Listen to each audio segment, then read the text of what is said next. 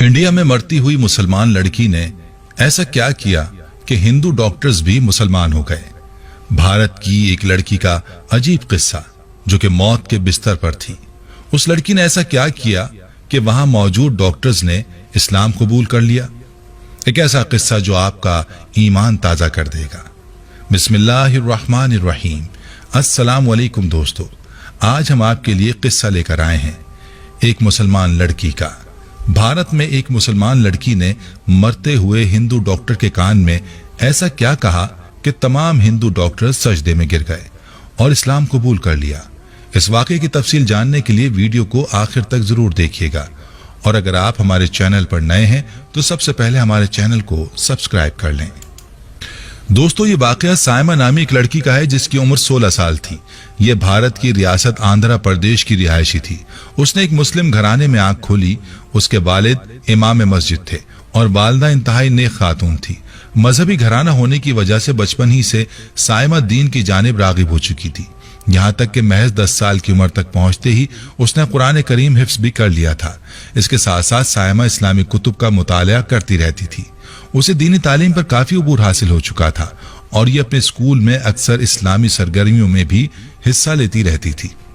यही वजह थी कि इसे पूरा स्कूल अच्छी तालबा के तौर पर जानता था। एक बार जब वो स्कूल से घर लौटी तो उसने अपनी वालदा से पेट दर्द की शिकायत की, जिस पर साइमा की वालदा ने उसे घर में पड़ी पेट की दर्द की दवा खिला दी। वक्ती तौर पर तो उस दवाई से साइमा के पेट का दर्द को आराम मिला और वो अपनी पढ़ाई में मसरूफ हो गई। चंद दिन मजीद गुजरे तो एक बार फिर से साइमा के पेट में दर्द उठा, मगर इस बार उस दर्द की शिद्दत नाकाबिले बर्दाश्त थी। साइमा ने अपनी वालदा को इस सूरत हाल से आगाह किया, जिस पर उसकी वालदा ने फौरी चेकअप करवाने का फैसला किया। साइमा अपने वालिदैन के हमरा भारत के मशहूर अस्पताल पहुंची, जिसके बाद डॉक्टर्स ने उसका मुआयना किया और जो खबर डॉक्टर्स ने दी वो वाकई हैरान कुन थी। डॉक्टर्स ने बताया कि साइमा के पूरे जिस्म में ब्लड कैंसर फैल चुका है। डॉक्टर्स की टीम के मुताबिक साइमा ज्यादा से ज्यादा 3 माह ही जिंदा रह सकती थी। यह खबर तो जैसे साइमा और उसके वालिदैन पर बिजली बनकर गिरी। सभी ये सोच रहे थे कि आखिर साइमा को यह बीमारी कैसे लग गई। खैर, डॉक्टर्स की हिदायत के मुताबिक साइमा को अस्पताल में ही रखा जाना था, क्योंकि कैंसर उस स्टेज पर पहुंच चुका था कि किसी वक्त भी हालात बिगड़ सकते थे। डॉक्टर्स ने साइमा के वालिदैन से कहा कि हम अपनी पूरी कोशिश करेंगे कि किसी तरह से साइमा को इस कैंसर से निजात दिलवा सकें। इसके लिए साइमा को 3 महीनों तक अस्पताल में रखा जाना था। साइमा के वालिदैन ने हामी भर ली और इलाज के लिए रकम का बंदोबस्त भी कर लिया। साइमा भी सूरत हाल से परेशान थी, ताहम उसने इंतहाई हिम्मत और समझदारी से काम लेते हुए अपने वालिदैन को हौसला दिया और कहा कि हमारा रब बीमारी से इंसान को आजमाता है कि वो इंसान रब का कितना शुक्रगुजार है। ये हमारी भी आजमाइश है। ये सुनकर साइमा के वालिदैन भी अपनी बेटी की इस हिम्मत पर फख्र महसूस करने लगे। दूसरी जानिब अस्पताल इंतजामिया ने काबिल डॉक्टर्स की एक टीम तश्कील दी, जिसे दिन रात के मुख्तलिफ औकात में साइमा का इलाज करना था। उस टीम में शामिल तमाम डॉक्टर्स हिंदू थे और उन्हें एक ऐसी मुस्लिम लड़की का इलाज करना था जो कैंसर के आखिरी स्टेज पर थी। बहरहाल तमाम तैयारियों के बाद डॉक्टर्स ने साइमा का इलाज शुरू किया। साइमा का इलाज करने वाली इस टीम के सरबराह डॉक्टर देव आनंद थे। वो बाकायदगी से साइमा का चेकअप करते और दीगर डॉक्टर्स को हिदायत देते कि अब आगे क्या करना है। दोस्तों, कैंसर से लड़ने वाली साइमा, जो कि शदीद अजियत में मुब्तला थी, वो दिन रात रब से दुआ करती कि ऐ मेरे अल्लाह, मुझे इस बीमारी से निजात अता कर। एक दिन डॉक्टर देव आनंद सुबह के वक्त साइमा का चेकअप करने आए तो उन्होंने महसूस किया कि साइमा बड़ी तरन्नुम के साथ कुछ पढ़ रही है और उसका चेहरा इंतहाई पुरसुकून है, जैसे उसे कोई बीमारी ही ना हो। ये देखकर डॉक्टर देव आनंद बहुत हैरान हुए। उन्होंने साइमा से पूछा, साइमा बेटी, तुम ऐसा क्या पढ़ रही हो कि जिसकी वजह से तुम्हारे चेहरे पर पुरसुकून और इत्मीनान है। जिस पर साइमा ने डॉक्टर देव आनंद को बताया कि वो कुरान करीम की तिलावत कर रही है। जिस पर डॉक्टर देव आनंद ने साइमा से पूछा कि कुरान करीम मुसलमानों की मजहबी किताब है, मगर इसके पढ़ने से क्या फायदे हासिल होते हैं। जिस पर साइमा ने कहा कि डॉक्टर साहब, ये कलाम इलाही है और इसमें इतनी तासीर है कि अगर नेक नियति के साथ इसे पढ़ा जाए तो इंसान के बिगड़े काम भी बन जाते हैं, बीमारियां दूर हो जाती हैं और इंसान को ज़हनी, क़ल्बी और रूहानी सुकून नसीब होता है। डॉक्टर देव आनंद ने साइमा की यकीन और ईमान को देखा तो उससे रहा ना गया। उसने साइमा से कहा कि क्या वो मुझे कुरान करीम गिफ्ट कर सकती है ताकि वो भी इसके मुताले से खुद को सुकून दे सकें। जिस पर साइमा ने घर से कुरान करीम मंगवा कर डॉक्टर देव आनंद को दे दिया। دوستو اب یہ معمول بن گیا کہ جب بھی ڈاکٹر دیو آنند سائمہ کا چیک اپ کرنے آتے تو وہ قرآن کریم کی کسی نہ کسی آیت کا مفہوم اور معنی سائمہ سے پوچھتے، جس پر سائمہ انہیں تفصیل سے بتاتی کہ فلاں آیت میں کیا حکم ہوا اور اللہ انسانوں سے کیا فرماتا ہے۔ رفتہ رفتہ ڈاکٹر دیو آنند کو معلوم ہوتا چلا گیا کہ دین اسلام ہی سچا دین ہے، باقی ادیان اسلام کے آنے کے بعد منسوخ ہو چکے ہیں۔ ڈاکٹر دیو آنند کے دل کی دنیا بدل چکی تھی۔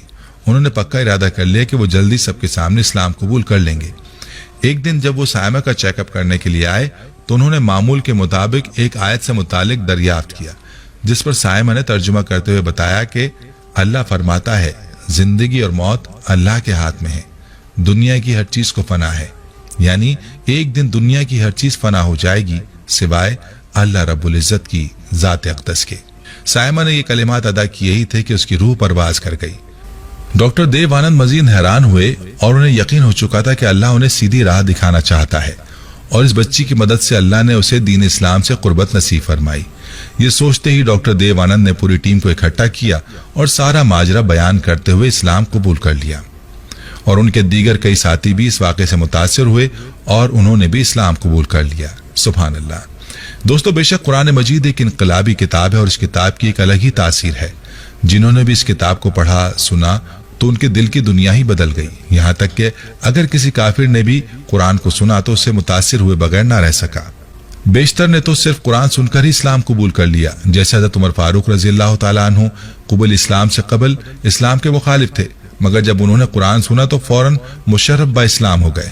حبشہ کا بادشاہ نجاشی عیسائی تھا، مگر مکہ کے مظلوم مسلمان ہجرت کر کے حبشہ گئے، انہیں وہاں پناہ ملی۔ بالآخر مکہ کے کافروں نے بادشاہ سے ملاقات کی اور مسلمانوں کو مکہ واپس کرنے کی ڈیمانڈ کی تو دربار میں مسلمانوں کو طلب کیا گیا۔ بادشاہ کے دربار میں بات چیت کرنے کے لیے حضرت جعفر تیار کھڑے ہوئے اور اسلام کی بہترین نمائندگی کی۔ انہوں نے سورہ مریم کی ابتدائی آیات تلاوت فرمائی۔ بادشاہ کافر تھا مگر قرآن سن کر رونے لگا اور پھر مسلمان ہو گیا۔ اسی طرح نبی کریم صلی اللہ علیہ وآلہ وسلم طائف سے جب واپس ہوئے اور وادی نخلا میں نماز پڑھ رہے تھے اور قرآن پڑھ رہے تھے، اسی درمیان جنوں کی جماعت تشریف لائی اور قرآن سن کر مسلمان ہو گئی۔ حضرت ثمامہ بن اسال کے قبول اسلام کا واقعہ بڑا دلچسپ ہے۔ المختصر یہ بیچارے مسلمانوں کے ہاتھوں گرفتار ہوئے۔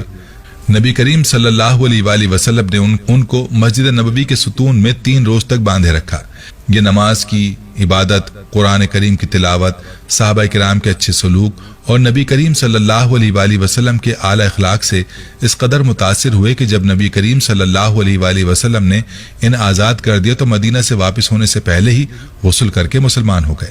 اس کے علاوہ حضرت جبیر بن مطعم رضی اللہ تعالیٰ عنہ بدر میں گرفتار ہوئے۔ پہلے ہی کافر تھے، مسلمانوں سے لڑنے کے لیے بدر تشریف لائے تھے۔ بہرحال انہیں قیدی بنا کر مدینہ لایا گیا۔ کچھ دنوں بعد ایک روز نبی کریم صلی اللہ علیہ وآلہ وسلم نے سورہ طور کی تلاوت کی، اور جب آپ صلی اللہ علیہ وسلم طور کی آیت نمبر 35 پر پہنچے، جس کا ترجمہ یوں ہے کہ کیا وہ بغیر کسی خالق کے پیدا ہو گئے؟ جب وہ خود خالق ہیں، تو جبیر بن مطعم کہتے ہیں کہ قریب تھا کہ میرا دل پھٹ جاتا، یعنی میں بے قابو ہو چکا تھا۔ پھر وہ اسی آیت کی وجہ سے مسلمان ہو گئے۔ دوستو تاریخ اسلام ایسے کئی واقعات سے بھری پڑی ہے جس میں لوگوں نے قرآن سن کر اور اس سے متاثر ہو کر اسلام قبول کیا۔ ہم امید کرتے ہیں کہ آپ کو ہماری آج کی یہ ویڈیو ضرور پسند آئی ہوگی۔